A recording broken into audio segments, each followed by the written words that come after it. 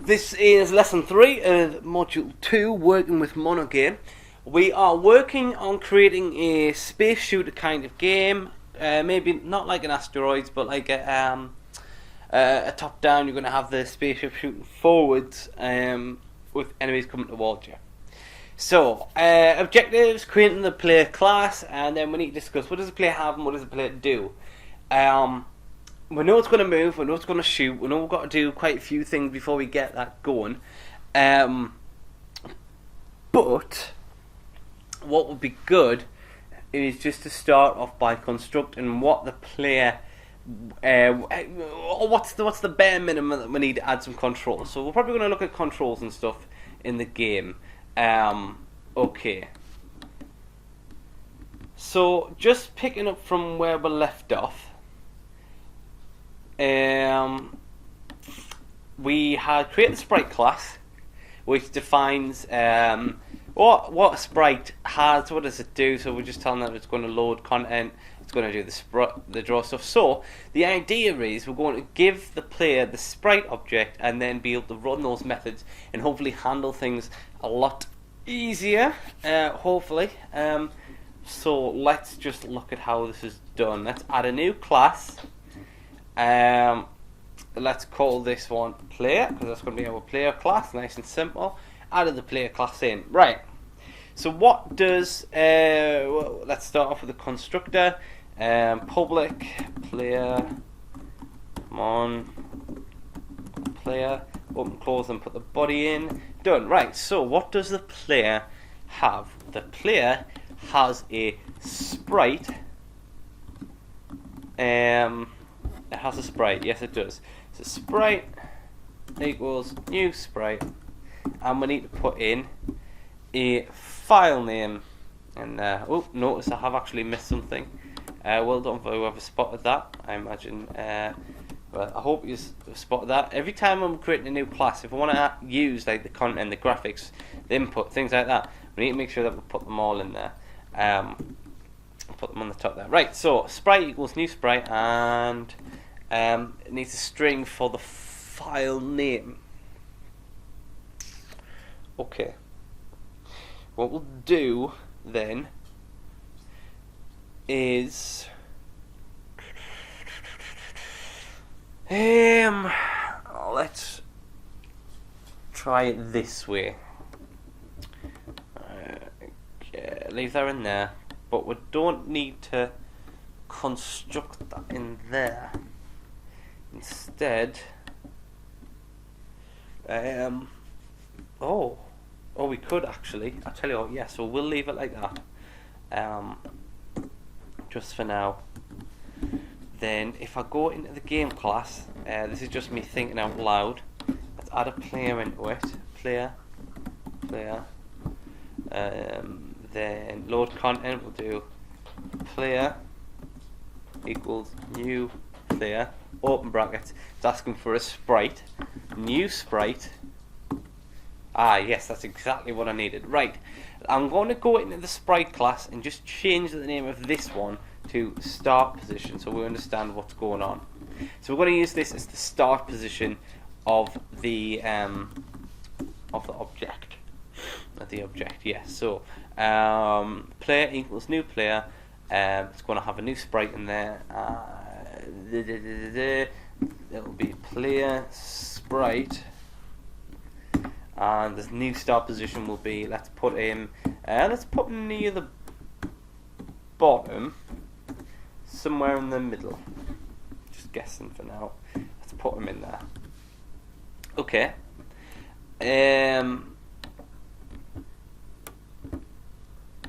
With sprite in there, I really want to use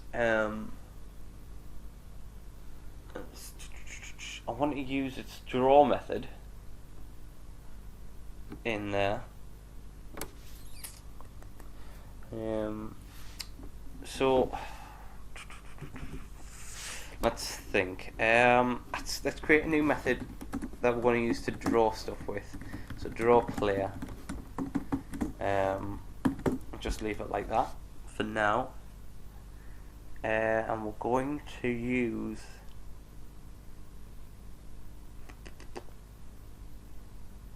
Yes, I've got it. I've got it. Right. Back into the create a class level variable called Sprite. Class level Sprite variable. Call it Sprite. And yes, that's what I want. And then we'll do Sprite. Nope. We'll do this dot Sprite equals Sprite. I'm just thinking out loud. But what we're going to do is we're going to take this new sprite here, all of these values, we're going to take those, we're going to put them into here, into here, into here, and then store them up here. So we should be able to use whatever we'll put in. So if I do within draw player, if I just type in sprite dot draw sprite, open brackets, it's asking for sprite batch. That's okay, that's fine. Sprite batch SB, just for laziness, then put in SB in there, semicolon, right, so let's think. I've initializing the player and passing Sprite into there, so see how little amount of code I'm using in the class, but then my game class, I think once this is typed in, it should be fine. I think load content is where I'm going to be doing a lot more typing in of just creating what the player is going to be. Player dot draw player, open brackets, asking for sprite batch, put sprite batch in the object, not the class, press semicolon, run the project, and cross my fingers. Is it going to work? Is it going to work? Is it going to work? It's not going to work. Why is it not going to work?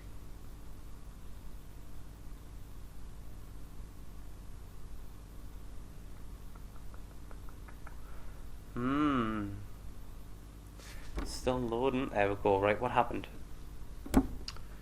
What happened? What broke? Texture is null. Texture should not be null. Right, so for some reason the player's texture is null, and I think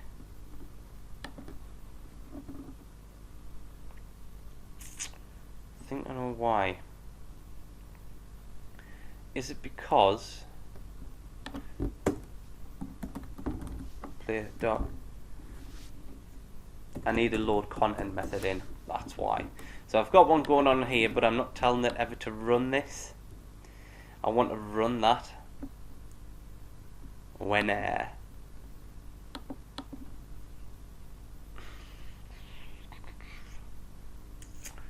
can I do it here? Sprite dot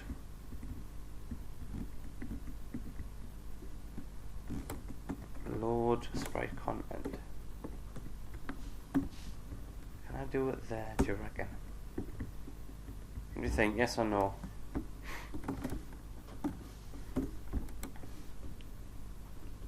What did I use in the sprite class? Content manager content. No, I can't. Let's not do that. Let's just use public void load player content. I'm just creating this name whatever I want it to be, that's fine.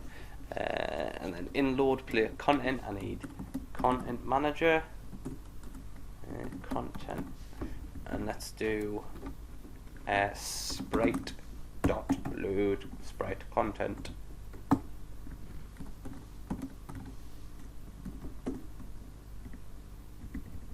Okay. Back into the game class. Player dot load sprite content. Load player content. Asking for a content object. That'll do. Okay, run that now. Hey, yes, there it is. Excellent, I've got it. Oh, right. So that's fine. That's loading it in. But my player, what I want to do is play around with with the player's position. I do. I want to use the player's position. So I'm going to create a new method called public void update player. So there I'm going to put all my logic stuff, game logic, how my project is going to run, all of the we're going to use that. We're going to use keyboard input for that as well. Let's use keyboard state ks equals keyboard dot get state. Right, so how this works is every frame when I put it in, I'm going to get the current state of the keyboard, name it ks, and save it into keyboard state. That's going to happen every frame. So every frame is going to check whether I'm pressing down on any of the keys, and then I'm going to use if statements to check things. So what I could do is if I don't think I covered if statements. I only designed classes, didn't actually cover any if statements. Right, if statements. What should we do? If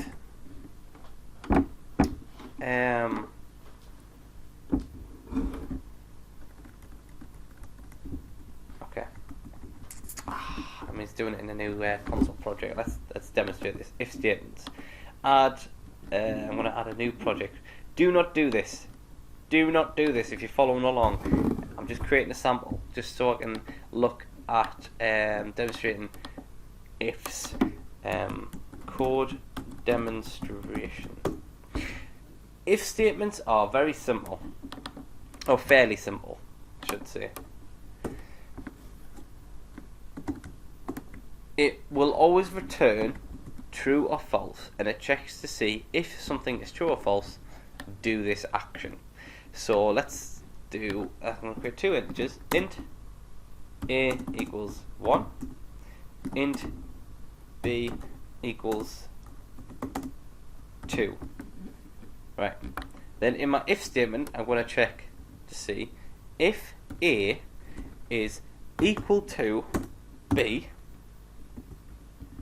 Then tell it to console.writeLine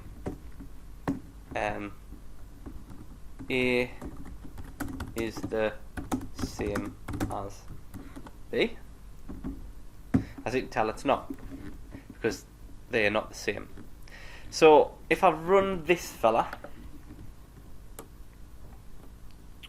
so start a project, hit start. It should just do nothing and then end the program. Actually, I forgot to do console.writeLine, readline. That'll do. So it doesn't do anything. If I change that 1 to 2, hit start, and then it'll check to see if A is equal to B, and it is, then it says A is the same as B. Right, that's that done. So there are different things that you could do with if statements. You could check to see if A is greater than B, is greater than B, hit start. A is greater than B, yeah, and you can check to see if it's less than. I'll run it, it won't do anything because it's not. I need to swap those around, so let's make it be 5 and is less than B. Alright, okay, so that was very simple if statements. Very, very simple. You'll probably get a better understanding as I work through these. So back to my player, and yeah, you can follow along now. So we'll do if the keyboard state. Let's check to see if the keyboard state is down and what key is down. It comes up saying keys. We'll just, as keyboard shortcut, use keys dot space. If I press the down key, this what should I do? what should I do? I do sprite dot. I want to do something here. I'll tell you what. Let's put some keyboard controls in. Right. So if I press the up key, what I want to do is move the sprite dot.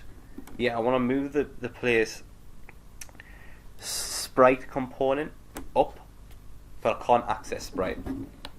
Sprite dot position. That is because it's private, so public is coming into this now. So I'm now setting that as public, and I should be able to manipulate the position. We're going to take its Y position. We're going to increase it by 1.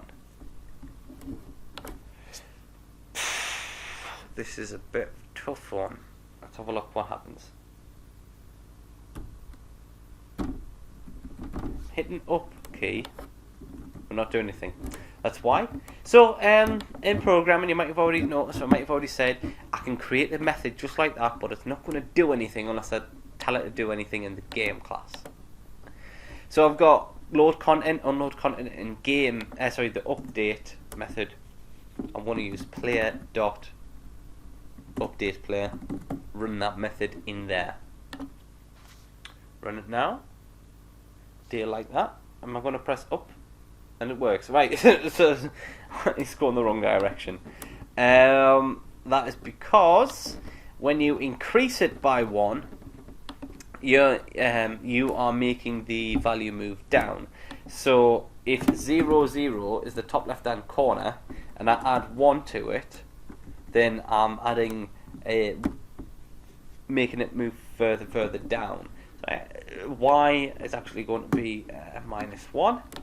Okay, cool. We can get some of those values in now. I'm going to make this really neat. You don't have to do this. It might be easier for you to see it that way, but I like to do it this way just because it's one line of code. And if I can keep all of my controls together, I do find it a lot neater to do that. Right, copy and pasting. Please don't copy and paste. It's not good to do that when you first learn to program.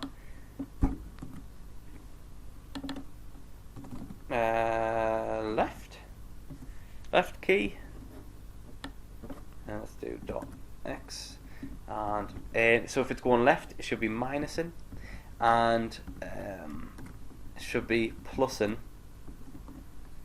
if it's going to the right.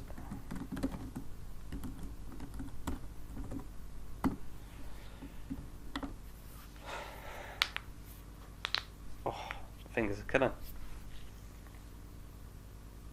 Right, it's running. I press up, down, left and right, and now I've got my sprite moving. That is really slow.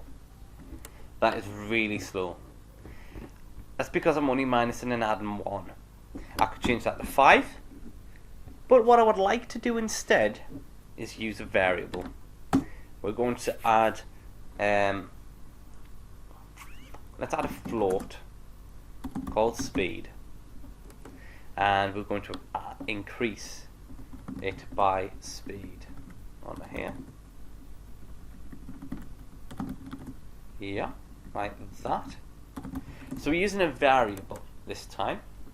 And the reason why I'm doing that is because I'm going to add that to the constructor as well. You don't have to do this, but by doing this, it means that we can go back to the game class, and maybe if we had different players, player 1, player 2, they could have different speeds. So the speed, and then we'll just do this dot speed equals speed, done, and then that'll break me game class. There it is there. Now it's asking for a speed, float speed. Let's try 10. See what happens at 10 speed. Already been going 20 minutes on this video, so whoa, that is much better. That's a much better speed. I'm happy with that. Okay. notice that the player goes in and out of bounds. That is not what I want to happen. Let's add bounds onto the player. I want enemies to go out of bounds, but I don't want players to go out of bounds, I think. So I have an update player method. I could add it to check if I'm out of bounds using if statements again, but I'm going to keep things neat and I'm going to create a new method for making sure that he's in bounds. Keep in bounds. Okay. The bounds is going. I'm going to write it like this. So if the sprite.position.x is less than or equal to 0, crocodile eats the bigger number, less than or equal to 0, then sprite.position equals 0. Then position.x equals 0. Same again, I'm just doing it just so it's nice and neat. People with OCD make good programmers. Then I'm going to run keep in bounds here. So doing this, I'm running this method which runs everything that's going on in here. I'm really just keeping things neater just by doing that. Let's hit start and see what happens.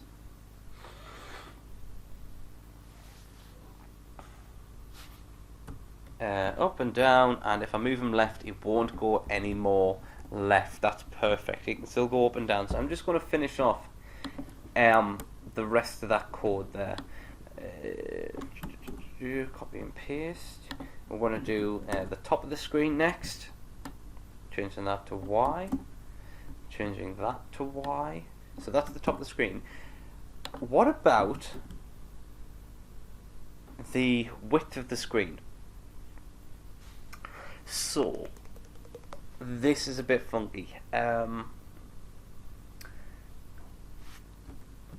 If the sprite's position is greater than or equal to the length of the screen, so I could just change the length of the screen or get the length of the screen like in here and work that out, but really I want to use what's I'll just demonstrate this in the game class. I can use window dot client bounds dot width, for example. But window belongs to the what class? To the game class. Belongs to the game class, right? So we've got some inheritance going on here. I'm not going to go about tell you what's going on here, but essentially the game class contains lots and lots and lots of things that's already been used, and then game 1 inherits everything that game has.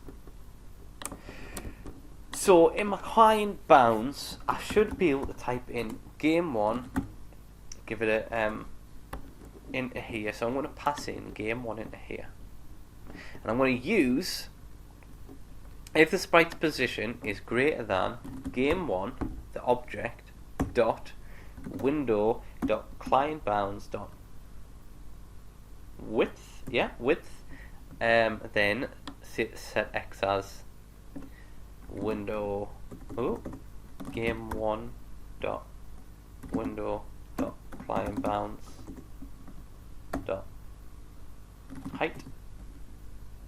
That would be fine, and I can do exactly the same underneath for the Y position. Just change a couple of things. Oh dear, what have I done? I made a mistake somewhere. Dot Y height dot Y.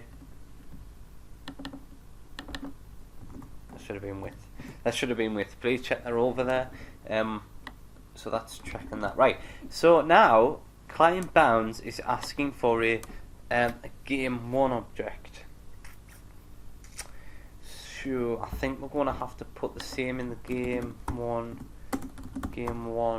into there, and then just type in game one there, which now means in my game one class, this is broken. So it says it's looking for a game one object. Well, this class that I'm looking at is a game one object, so I'll just use that. Well, no, I won't. I will use this, but to type her in, use this. We've seen this before, last module, and when we were looking at creating the sprites, and we had this dot position. You know what I mean? It was there, and there it is again. If you need to know anything more, please drop us an email or just put a comment below. Right, that should keep it all in bounds. Let's test that. We've always got to be testing. Got to keep testing. Right, the bottom is blocked. Oh, the bottom is not blocked. The top left is blocked. The top right, the top is blocked. But the right, oh, aha! It is. It is blocked. But can anybody tell me? I don't know why I'm expecting a response, but work out why. I'm moving this to the right hand side, but it's checking to see if the top left hand corner of the sprite is there. Well, the top left hand corner of the sprite doesn't actually reach that point. So what we need to use is take off some of the size of the sprite. And now I know the size of the sprite is 50, but I might want to change the size of the sprite sometime. So we'll use minus sprite dot not position. I want to get the width of the texture, but texture is also set as private. I'm going to set that now as public.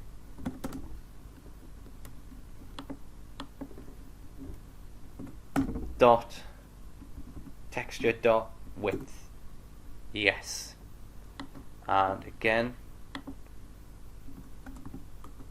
minus sprite dot texture dot width, and here minus sprite dot texture dot height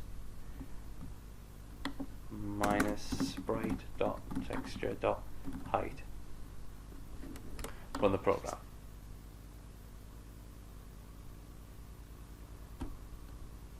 Right, yes, perfect. Now he's stuck between the bounds. This chunk of code is messy, so the idea was by getting that method finished and putting it all in that one line of code. I don't need to use it anymore, so I'll just minimize that for now. You can use the minimize buttons to keep things nice and tidy. So once I'm finished with a method, I know, well, maybe I'm not going to use it or I can come back to it later, I'll just keep it minimized. So that's that out of the way. That keeps things nice and tight and tidy. I'm going to even do the same here. Put all of that in one method and do it as the keyboard controls. Excuse me, and keep things nice and tidy there. So what else does a player do? So he's moving around at the minute. He also will need to check if he collides with anything. But every sprite collides with things. So I think that's where we're going to pick up from there. We'll have the player designed, and next we'll look at bringing collisions into the sprite class. Okay, let's add that to the next lesson then. So next lesson will be lesson 4, adding to the sprite class